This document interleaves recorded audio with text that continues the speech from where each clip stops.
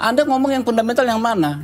Ya bagaimana kemudian para aparat penegak hukum ini bisa saling check and balances satu sama lain, Itu Bang? yang fundamental menurut Anda. Anda jangan paksakan gitu loh. Jadi bukan basa-basi, come on Najwa. Ya.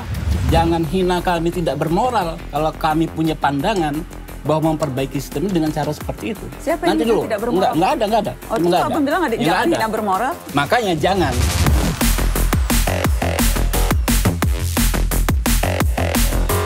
Tadi pas saya pertama kali nonton, sebenarnya saya bertanya-tanya, sistem tuh apa yang dimaksud sistem kalau checks and balances itu tidak dianggap sistem?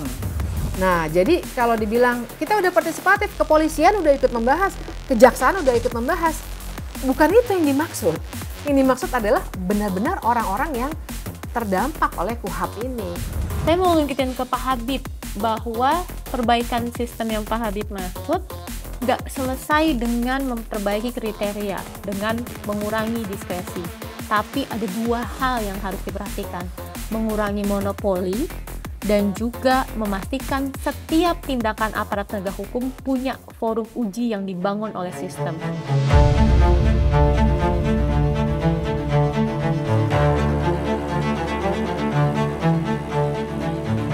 Jadi bukan basa-basi, come on Najwa.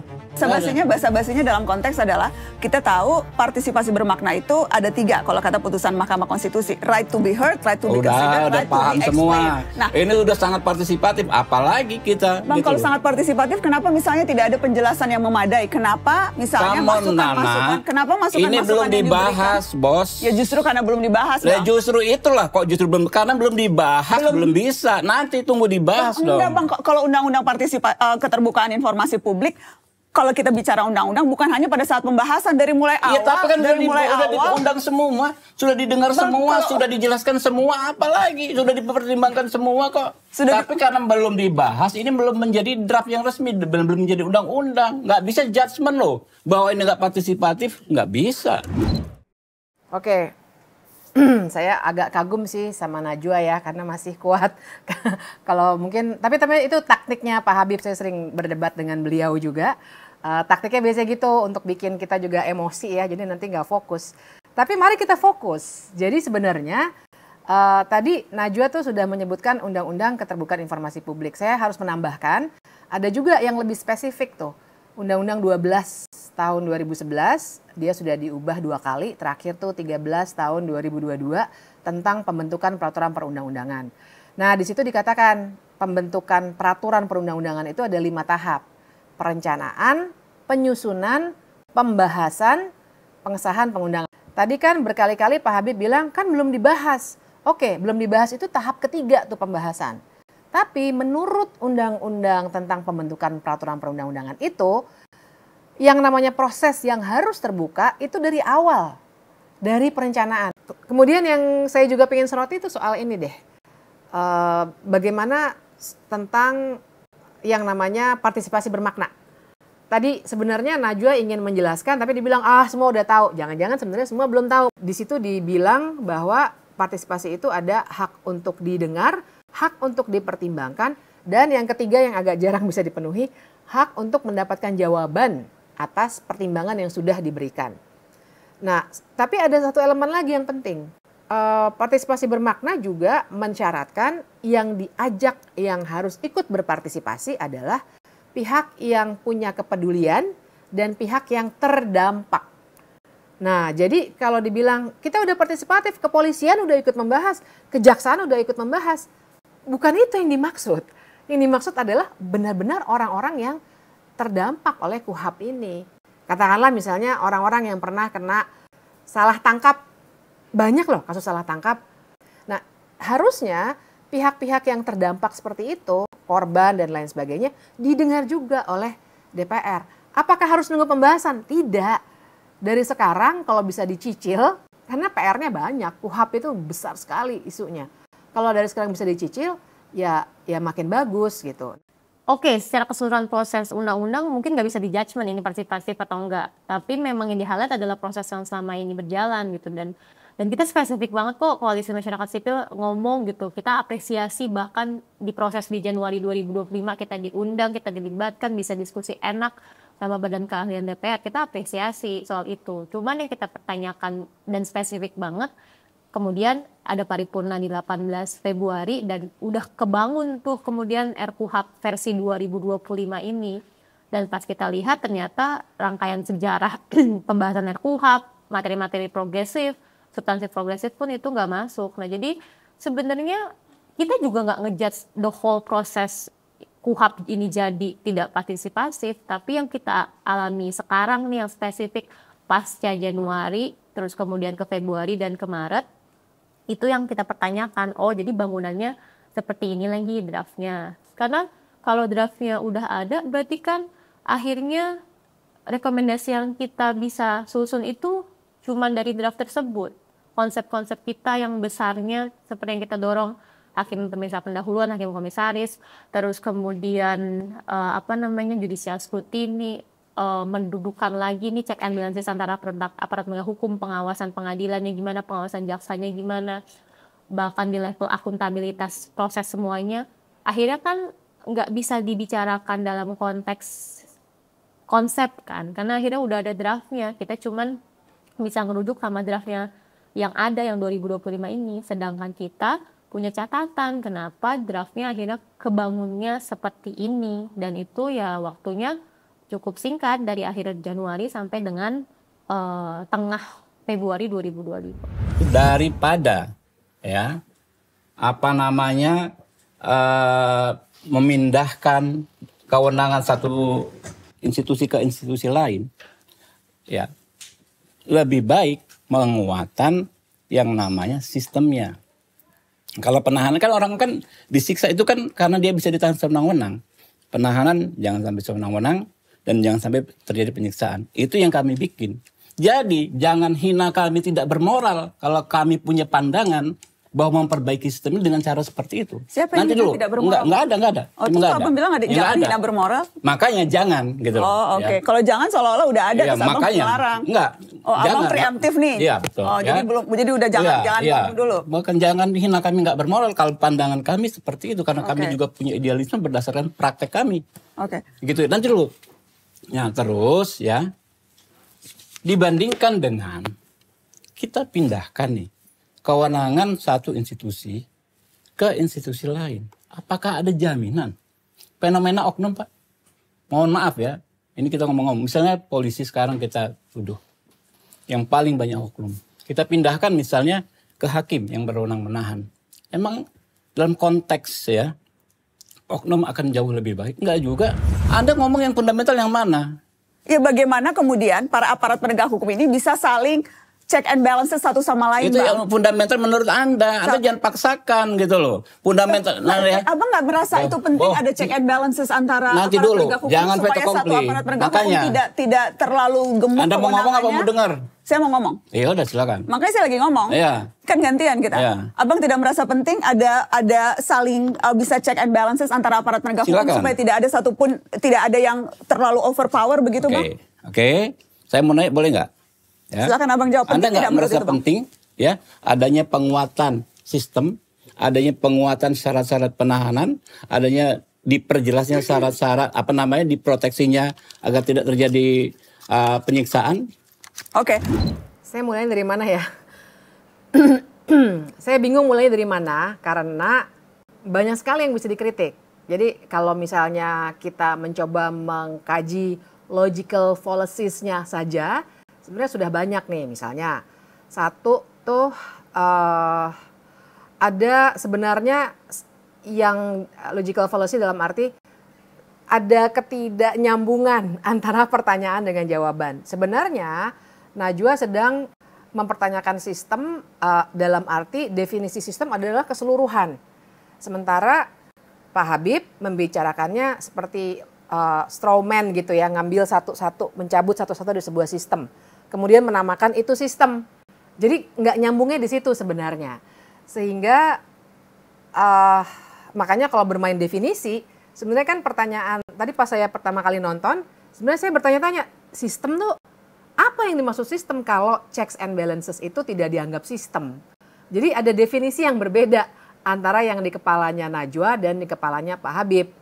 Nah, jadi sebenarnya kalau menurut saya tentu saja yang namanya sistem itu berangkatnya memang dari checks and balances dulu. Jadi kalau ketika saya nonton, saya langsung jelas berpihaknya kepada Najwa. Bukan karena saya lagi diwawancara sama narasi ya, tapi dari segi kerapihan logikanya gitu, kerapihan berpikirnya.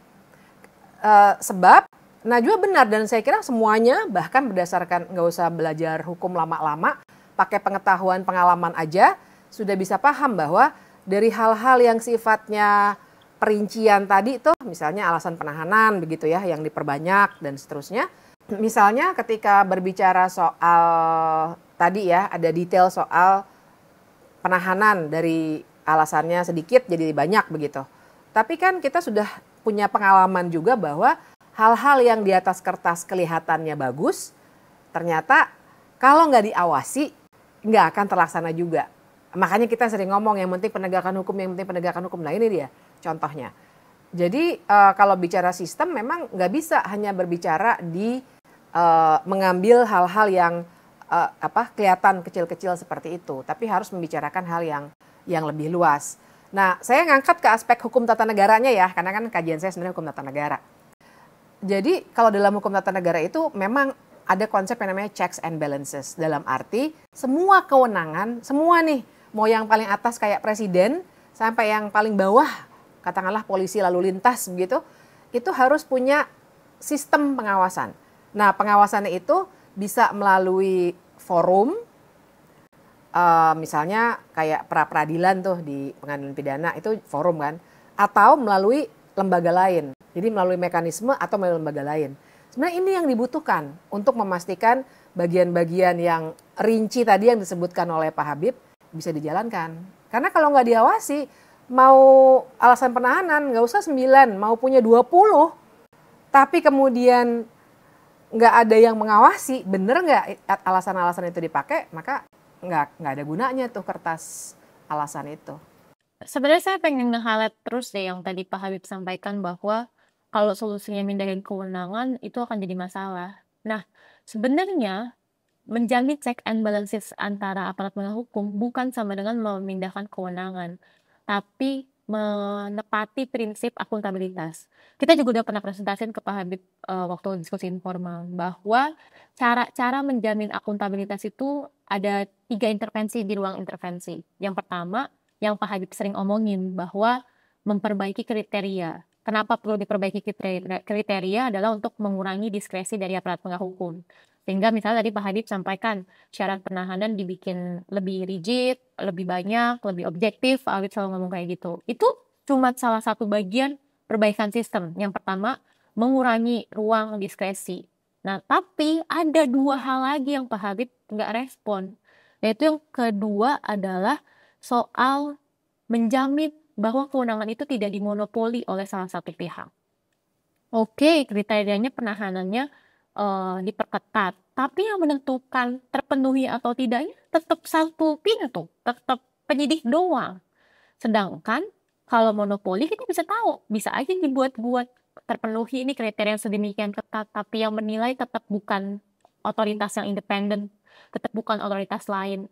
Kayak kalau saya juga ngelihat waktu itu ke pertemuan sama Pak Habib, di Indonesia tuh aneh, kayak peradilan pidana seolah-olah kayak aparat penegak hukum tuh sekolah sendiri, belajar sendiri, nilai sendiri.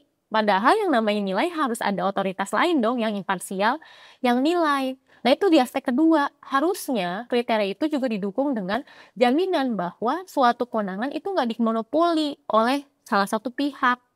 Nah di penahanan yang kami dorong tadi Pak Habib sampaikan, oke, good thing kriteria diperketat, tapi yang bisa memutus penahanan harusnya bukan lembaga yang melakukan penahanan.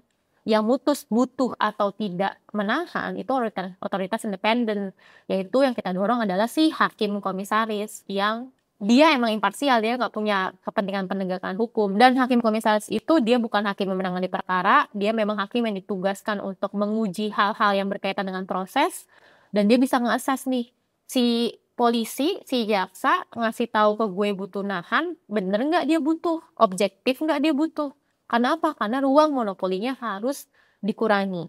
Nah yang ketiga, yang elemen yang yang juga miss, yaitu soal forum uji. Forum uji itu nge-challenge, oke lah suatu kewenangan udah nih kriterianya dibikin ketat, terus kemudian monopolinya dikurangin, sama disediakan forum uji yang imparsial dan terbuka. Nah, forum uji itu di draft RKUHP ini cuman pra-peradilan. Dan pra-peradilan masih terbatas. Cuman upaya paksa, terus kemudian penghentian penyidikan penuntutan, sama ganti kerugian kalau misalnya dia sebagai tersangka dan terdakwa kasusnya dihentikan. Padahal tindakan aparat penegak hukum kan nggak cuma tindak 3 hal ini gitu. Aparat penegak hukum dan masing-masing pun juga terbatas. Misalnya upaya paksa yang tadi kamu highlight, yang aku highlight soal penahanan penangkapan. Disebutkan yang bisa mengajukan upaya pra-peradilan untuk upaya paksa ini cuman tersangka atau keluarganya. Padahal orang yang bisa ditangkap itu bahkan nggak punya status tersangka. Bisa aja kemudian dia dilepaskan, dia belum dinamain sebagai tersangka.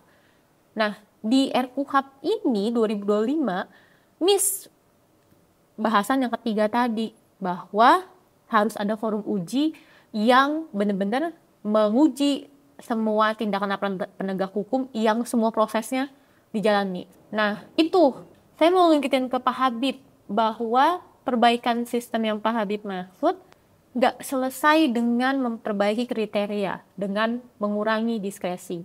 Tapi ada 2 hal yang harus diperhatikan, mengurangi monopoli dan juga memastikan setiap tindakan aparat penegak hukum punya forum uji yang dibangun oleh sistem. Nah, itu yang 2 hal yang ya kayaknya di RKUHP ini fundamental dan belum diperkenalkan di dalam draft 2025. Berat kalau pakai HPP. Oke, Ya, karena banyak yang belum paham. Dikit lagi. Banyak yang belum paham HPP itu kan hakim pemeriksa pendahuluan. Berat kenapa? Katanya polisi itu bisa sampai polsek, sampai ya kan proses pidana. Sementara hakim itu hanya di kota kabupaten. Hanya di kota. Jauh dengan bayangan kayak di Jakarta.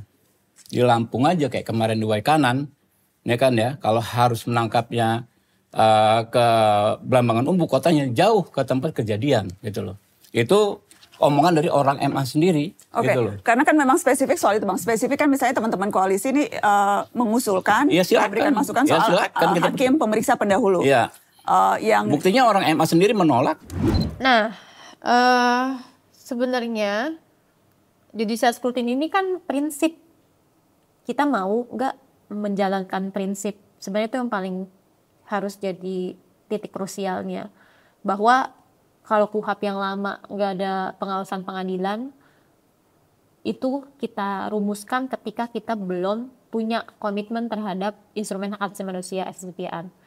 Nah, tapi kemudian si instrumen hak asasi manusia ini udah kita ratifikasi sekarang. Dan di instrumen hak asasi itu bilang bahwa izin penangkapan itu datangnya harus dari pengadilan, dan kemudian ketika orang ditangkap 2 hari, 48 jam pasca ditangkap harus dihadapkan ke pengadilan, ke hakim secara fisik untuk dilihat apakah dia sehat secara jasmani rohani, dia juga bisa datengin lawyernya, apakah penangkapannya dilakukan sewenang-wenang, waktunya proper atau enggak. Itu prinsip hal yang paling fundamental dan kita sudah ratifikasi komitmen itu di SSPR. Nah, kita benturkan apakah kita mau menjalankan prinsip bahwa emang kalau ada kendala infrastruktur dari tahun 44 pun juga dari tahun 81 40 tahun yang lalu kita juga punya kendala infrastruktur sampai akhirnya polisi dibentuk sampai ke tingkat polsek juga dengan penguatan yang berjenjang kan, gak tiba-tiba ucuk-ucuk kita punya polsek gitu kan. Nah, ini levelnya adalah komitmen politik hukumnya mau gimana. Mau nggak menjalankan prinsip tersebut bahwa harusnya keputusan upaya paksa itu nggak datang dari yang melaksanakan upaya paksa itu sendiri, nggak datang dari penyidik, tapi dari imparsial, pihak yang imparsial yaitu si pengawasan pengadilan. Nah, tadi Pak Habib juga sampaikan itu fundamental susah untuk di Indonesia. Saya selalu suka nih untuk ngebenturin ini. Seolah-olah kan tadi prinsip yang saya sampaikan itu namanya habeas corpus. Seolah-olah tuh habeas corpus bukan barang yang relevan untuk Indonesia. Nah, padahal ini prinsip dan di Thailand gitu ya, negara Asia Tenggara yang sama-sama punya permasalahan kelebihan penghuni lapas, sama-sama punya masalah narkotika banyak, dia aja punya fungsi habeas corpus ini. Di Thailand orang yang ditangkap itu harus dihadapkan ke hakim 48 jam sudah ditangkap, itu bisa dilaksanakan di negara Thailand gitu, yang kita sering ya criminal justice-nya apa sih gitu kan. Masa kita nggak mau sih memperkenalkan hal tersebut. Nah itu sih yang saya mau highlight gitu. Ini levelnya udah komitmen pembentuk undang-undang, Pak Habib dan Bapak Ibu yang ada di Komisi 3 sebagai pembentuk undang-undang harusnya melihat politik hukumnya seperti apa. Kalau misalnya ada kendala di Mahkamah Agung, ya Bapak Ibu di DPR kan juga adalah orang-orang yang akan menentukan anggaran. Berikanlah investment terhadap bagaimana peradilan bisa memprovide hakim komisaris, bagaimana keputusan upaya paksa bisa dinilai secara substansial, menjamin si aparat penegak hukumnya akuntabel, dan itu kan bisa dilakukan selama proses nanti pelaksanaan KUHAP-nya. Jadi saya mau highlight gitu bahwa ini masalahnya ya fundamentalnya adalah kita mau sejauh mana komitmen penegakan hukumnya, kalau komitmen politik hukumnya mau sejauh apa. Tetapi merasa sayang tidak? Ini kan kesempatan untuk bisa merevisi RU KUHAP, ini kan kesempatan yang mahal, ditunggu-tunggu banyak orang gitu. Ketika terbuka kesempatan dan tidak lebih progresif melakukan perbaikan fundamental termasuk perbaikan justru saya nggak justru saya menganggap yang saya bikin ini yang paling progresif, Nana. Ini yang paling maju cara berpikir kami ini menurut saya ya, dengan membuat kriteria penahanan yang jelas, melindungi orang supaya nggak ditahan, memberikan akses kepada advokat. Menurut saya itu yang paling progresif.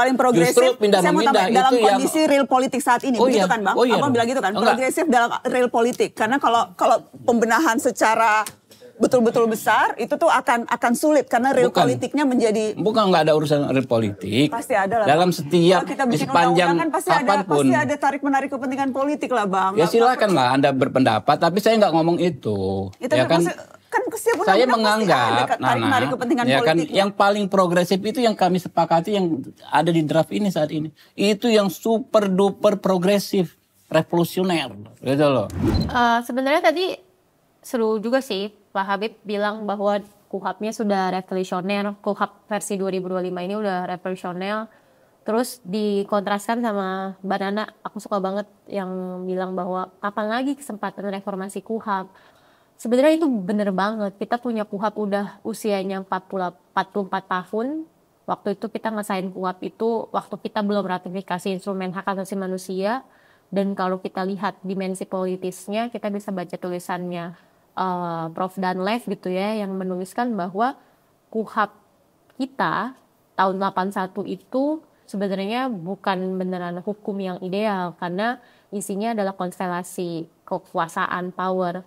Jadi KUHAP memperkenalkan diferensiasi fungsional sebagai suatu asas yang seolah-olah tuh peradilan pidana itu berdiri sendiri-sendiri, penyelidikan sendiri, penuntutan sendiri, persidangan sendiri yang tidak saling mengawasi satu sama lain. Satu-satunya pengawasan itu cuman pra-peradilan.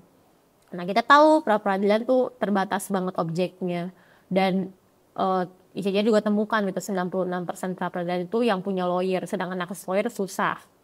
Nah ini kan sistem yang by instrumen hak asasi manusia tuh nggak ideal gitu. Harusnya setiap tindakan aparat penegak hukum itu bisa dilakukan dengan izin pengadilan dan ada ruang keberatannya terhadap semua tindakan aparat penegak hukum. Fundamentalnya itu gitu, bahwa kita tuh harus di-assess sama hakim gitu ya, sama otoritas yang imparsial ya, nggak punya kepentingan penegakan hukum. Kan kalau polisi, jaksa punya kepentingan penegakan hukum, hakim itu yudikatif, dia imparsial. Nah harusnya ada kondisi fundamental itu yang harus kita acknowledge di dalam RKUHAP.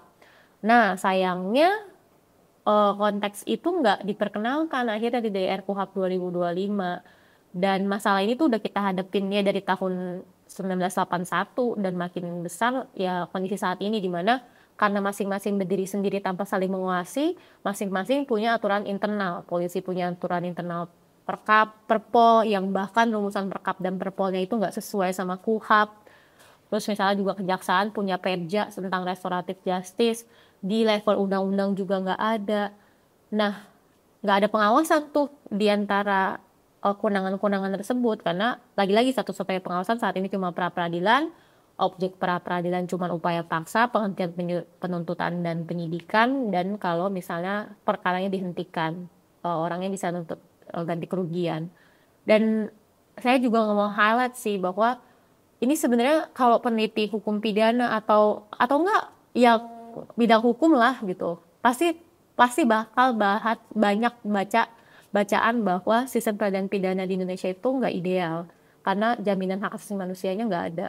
Dan saya percaya banget gitu bahwa Pak Habib, anggota-anggota DPR lain dan Komisi 3 yang banyak advokat tuh tahu harusnya tuh ada pengawasan yang kuat di sistem peradilan pidana kita, dan advokat di anggota Komisi 3 tuh tahu bahwa masing-masing aparat penegak hukum tuh mengkapitalisasi kewenangannya dan melakukan banyak hal di kewenangannya tersebut tanpa pengawasan yang kuat. Nah, harusnya dan Pak Habib gitu ya, Pak Habib spesifik gitu, Pak Habib punya doktor hukum. Justru kita sangat bergantung dengan beliau gitu ya di konteks ini, bahwa catatan peradilan pidana kita yang nggak ideal itu udah mendunia gitu kan. Banyak ahli-ahli yang bahkan bukan ahli hukum Indonesia tuh menyatakan, kok lucu ya Indonesia nggak punya judicial scrutiny, kok izin pengadilan di Indonesia nggak datangnya dari lembaga imparsial tapi malah dari aparat penegak hukum. Udah banyak ahli-ahli luar yang bukan orang Indonesia tuh mengkritik hal tersebut, dan harusnya kan ya ada awareness dari kita gitu ya, masyarakat sipil, untuk mendorong perbaikan KUHAP yang benar, termasuk juga pastinya anggota DPR pun juga tahu catatan-catatan itu, yang itulah yang harus direspon kalau mau ngelurusin KUHAP yang untuk menghadirkan RKUHAP yang benar-benar revolusional, benar-benar progresif, sesuai dengan kondisi saat ini di mana kita udah ratifikasi ICCPR, beda ketika kita dulu tahun 70 belum ratifikasi. Terus sekarang kita punya banyak permasalahan di masa penangkapan, banyak penangkapan sewenang-wenang, banyak penyiksaan di penahanan, terus kemudian banyak penangkapan yang dilakukan terus kemudian dilepasin aja pada saat aksi misalnya. Nah, itu kan kejadian itu mudah terjadi karena pengawasannya kan nggak kuat. Untuk menyita barang perlu izin pengadilan, tapi untuk menahan dirasa tidak perlu izin pengadilan. Ya. Jadi berarti barang lebih berharga daripada nyawa manusia. Nah, itu logika fatalistik. Saya cuma kasih contoh bagaimana nanti dulu, saya boleh itu contoh. Iya, saya nanggapi. Itu silakan, logika yang dibangun secara fatalistik untuk memanipulasi. Ya kan, Anda ingin memanipulasi. Tapi kita bukannya mempermudah orang ditahan loh.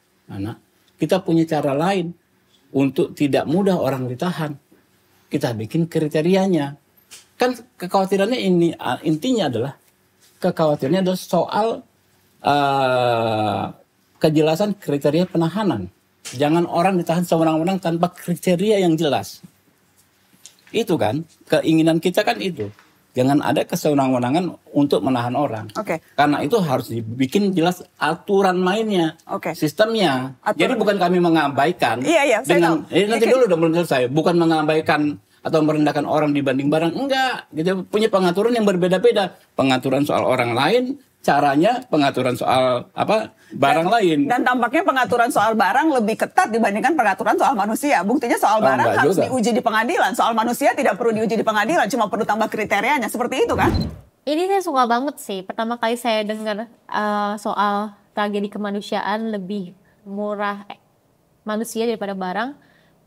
Itu pertama kali saya dengar dari ahli hukum acara pidana. Itu Bang Luhut Pangaribuan. Dia akademisi hukum acara pidana. Menurut saya itu cara paling keren untuk mendefinisikan secara sederhana tentang pentingnya pengawasan pengadilan atau judicial scrutiny. Sebenarnya balik lagi ke komentar saya di awal gitu, bahwa penguatan di kriteria atau mengurangi ruang diskresi itu nggak cukup. Karena orangnya pas ditangkap itu udah dimonopoli sama si penyidiknya, dia udah dibatasi. Kalau dia udah dibatasi kriteria tersebut, dia bisa aja didefinisikan secara serampangan sama penyidiknya. Lalu kemudian yang kedua adalah soal bahwa ternyata kriteria yang disampaikan oleh Pak Habib pun juga jadi catatan kita gitu, bahwa tadi kan Pak Habib concern utamanya penambahan kriteria penahanan untuk mencegah subjektivitas penyidik gitu, subjektivitas aparat penegak hukum. Sebenarnya tadi di video ini juga Mbak Nana udah sempat sampaikan gitu, bahwa ternyata syarat penahanan yang ditambah, justru lebih mudah untuk melakukan penahanan. Misalnya dia tidak kooperatif ditambahkan, terus tidak menerangkan sesuai fakta, padahal tersangka punya hak ingkar untuk ngomong nggak sesuai fakta dong, karena dia boleh bohong kan hak ingkarnya. Nah, terus tadi ada juga tambahan dia berbelit-belit dalam proses hukumnya. Nah, coba deh kita bandingin. Di syarat penahanan yang sekarang itu adalah adanya kekhawatiran orang akan kabur, akan merusak alat bukti, merusak bukti, akan melakukan tindak pidana. Nah, ini kan ada kondisi di mana ada kekhawatiran, ada kondisi itu, ada kondisi yang jadi syarat. Nah, tapi kemudian syarat tambahannya tidak bekerja sama dan tidak menerangkan sesuai fakta. Coba, lebih mudah mana ngebuktiin antara yang objektif, yang ada kekhawatiran tadi, dengan yang tadi nggak jujur dan nggak kooperatif. Lebih mudah nggak jujur dan kooperatif kan? Nah, ketika itu ada sudah diakomodir atau kemudian nanti ada perubahan lagi, dilibatkan lagi nggak sih Bang teman-teman yang sudah diajak bicara itu? Ya pasti. Jadi gini Pak, ya gini ya.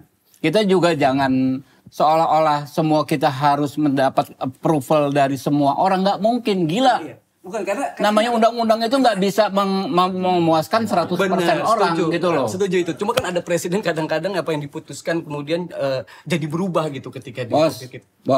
Ya, lo pernah lihat nggak? Ciptaker gitu Pak. Bro. Misalnya gitu. Nanti dulu bro, jangan ciptaker ini kita konsen ini.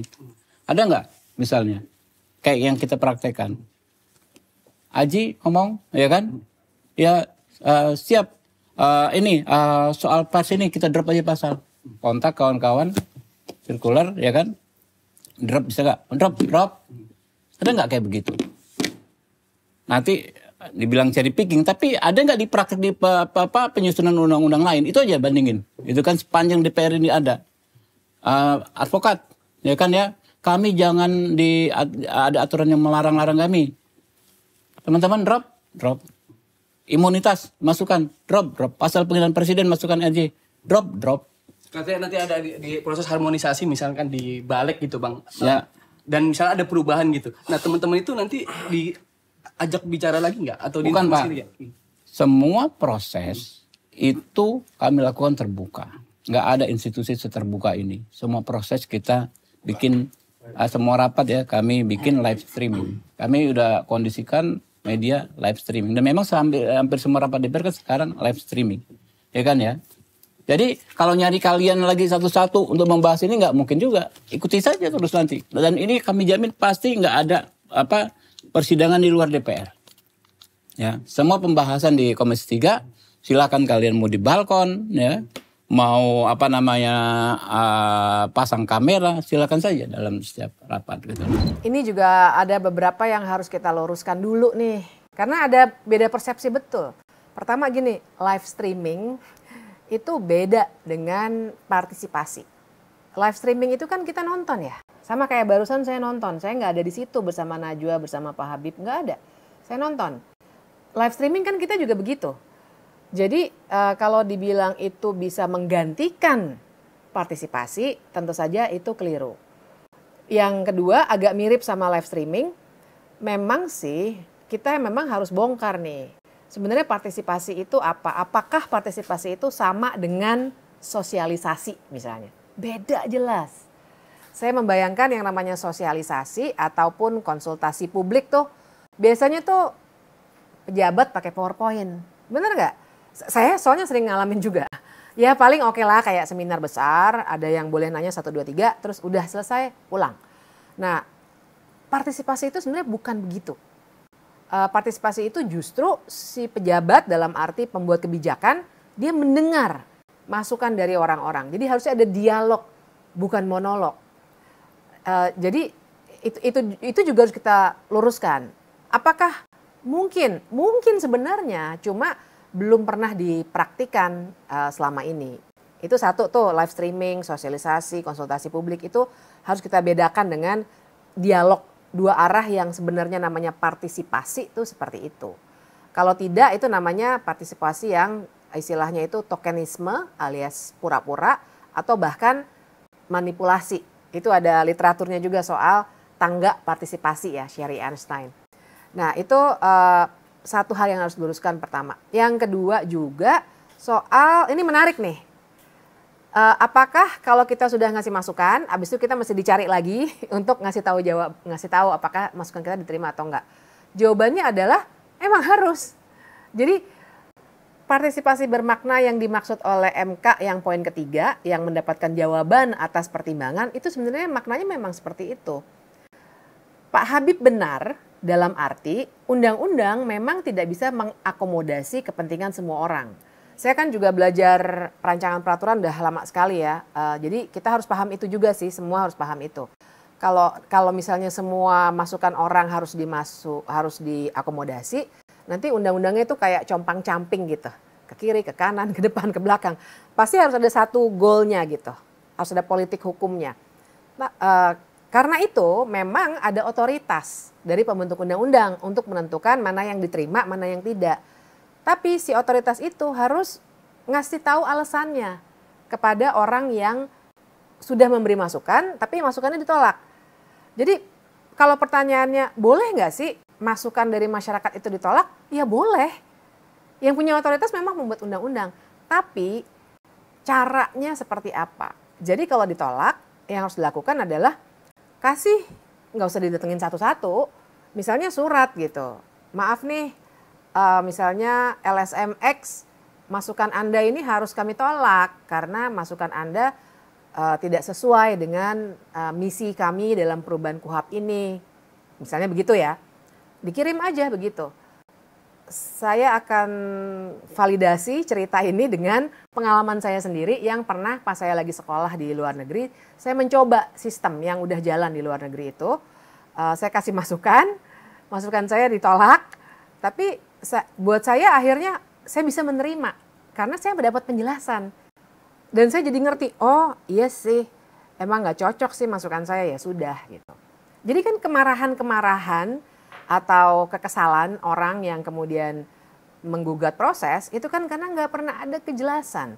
Datang, duduk, ulang, salam-salaman. Mungkin paper yang dikasih yang kajiannya udah lama sekali cuma ditumpuk aja, berdebu gitu. Atau kalau file bentuknya ya hilang aja, di delete, dihapus. Sebenarnya itu yang membuat partisipasi kita jadi nggak bermakna. Akhirnya cuma jadi seperti ngisi check mark gitu. Oh partisipasi, oh oke, udah. Berarti nanti kalau ada permohonan di Mahkamah Konstitusi kita udah aman. Akhirnya cuma jadi kayak begitu. Tidak betul-betul membuat undang-undang yang secara maksimal mengelola masukan dari masyarakat. Sebenarnya kalau dari kami tuh ya, bukan partisipasinya bukan dalam konteks harus selalu diundang dalam kegiatannya gitu. Kita juga mengamini itu nggak mungkin dilakukan. Tapi sebenarnya kita pengen itu dimonitor adalah soal alasannya kenapa sih nggak mau mengakomodasi atau sulit gitu untuk mengakomodasi hal-hal yang fundamental. Analisisnya seperti apa. Kemarin sebenarnya masyarakat sipil sudah membahas ke Pak Habib gitu, kenapa hal yang fundamental kayak hakim komisaris, pengawasan pengadilan tidak mau diperkenalkan. Nah Pak Habib bilang bahwa ya nggak bisa di kondisi saat ini, coba tanya aja per fraksi. Udah gitu aja Pak Habib bilang, kita suruh tanya fraksi. Nah berarti kan sebenarnya level komitmennya memang ada komitmen politikal hukum yang nggak masuk ke ranah yang fundamental. Nah itu yang sebenarnya kami mau terbuka di proses itu, bahwa kalaupun memang masukan kami tidak diakomodir, dijelaskan apa alasannya, kenapa tidak mau diperkenalkan, terus kemudian apa exit clause-nya, titik lowernya, titik lebih rendahnya, terus penguatan apa yang diberikan, dan itu dilakukan secara terbuka.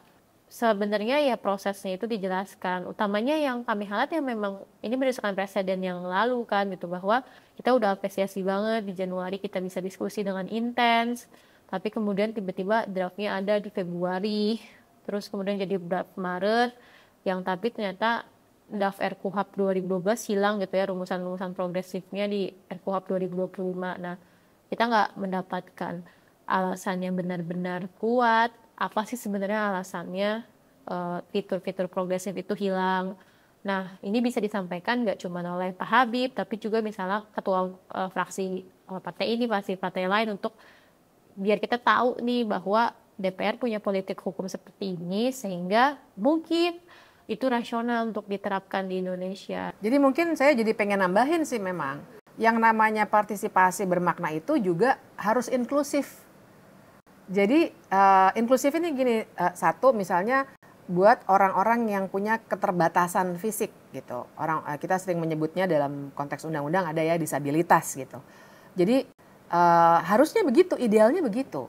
Inklusif itu dalam arti tolong teksnya dibuat lebih ramah untuk alat pembaca teks untuk teman-teman yang nggak bisa melihat gitu. Atau misalnya dibuat supaya semuanya bisa mengamati proses, termasuk orang-orang yang mungkin tidak bisa mendengar, orang yang mau masuk ke gedung DPR, aksesnya untuk orang yang pakai kursi roda, dan seterusnya. Itu inklusif yang pertama. Tapi yang kedua juga idealnya juga harus ada semacam penerjemahan dari pemerintah dan DPR yang punya otoritas, bahasa hukum dalam tanda kutip yang rumit itu ke dalam bahasa sehari-hari. Jadi bisa dipahami sih kalau misalnya sebagian warga merasa nggak ngerti saya apa tuh penangkapan, bedanya penangkapan dan penahanan apa, misalnya gitu. Yakin saya nggak banyak juga yang tahu. Tapi adalah tugas negara untuk menerjemahkan itu. Misalnya, makanya akan bagus sekali tuh kalau misalnya yang dibahasakan dengan bahasa yang mudah, plus dikasih tahu dampaknya. Jadi kalau pasal yang seperti ini, dampak konkretnya kepada warga tuh seperti apa. Kalau misalnya ada yang punya pertanyaan, ngebebani negara melulu, nah itu memang tugas negara dan itu ada dalam konstitusi. Tuntutan itu kita berikan karena negara wajib untuk memenuhi hak warga dalam memahami hukum, supaya warga juga nanti ketika mau tunduk pada hukum, dia udah tahu apa yang akan membuat dia tunduk. Nggak fair dong kalau misalnya dia nggak tahu apa-apa, nggak terlalu ngerti, terus dia harus iya aja, siap gitu. Kan itu bukan cara bernegara yang baik. Saya ingin mendorong sih pada semuanya yang menyimak wawancaranya Najwa tadi maupun pembicaraan ini, saya ingin meyakinkan semuanya bahwa berpartisipasi dalam pembentukan undang-undang itu memang hak kita. Bukannya hadiah. Oh, pemerintahnya lagi baik nih, jadi dibuka ruangnya, atau sebaliknya pemerintahnya lagi jahat, lagi culas, jadi ditutup. Enggak, itu hak yang nempel di dalam diri setiap manusia, setiap warga negara Indonesia. Ada dalam konstitusi. Jadi itu hak konstitusional kita, pasal-pasal HAM, dan juga pasal yang bilang bahwa setiap warga negara punya kedudukan yang sama dalam hukum dan dalam pemerintahan. Dan jangan lupa kita tuh nyoblos anggota DPR. Jangan lupa tuh baru tahun lalu kan. Jadi sebenarnya mereka menjalankan mandat dari kita.